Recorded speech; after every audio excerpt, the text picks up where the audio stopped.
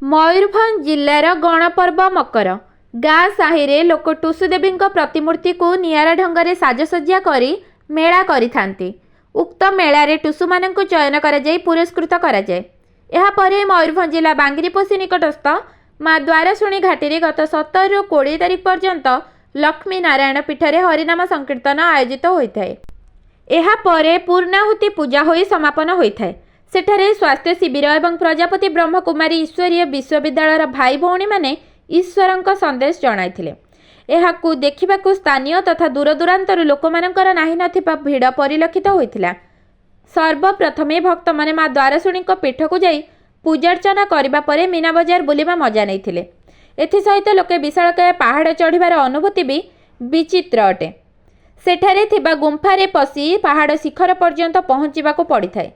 लोक सेठारु प्रकृतिर अनवद्य सौंदर्य को उपभोग करिथांती। माँ द्वारशुणी हेउछंती साक्षात देवी। तांको करुणार बारिधारा पाइबा पई भक्त नाना प्रकार नैवेद्य अर्पण करिथांती। माँ करुणामयी भक्तिमयी और दयामयी होइथिबारु से भक्तर भक्ति रे प्रीत होई आशीष प्रदान करिथांती। मयूरभंज रायरंगपुर श्यामलेन्दु परिडांक रिपोर्ट सठिक न्यूज ओडिशा।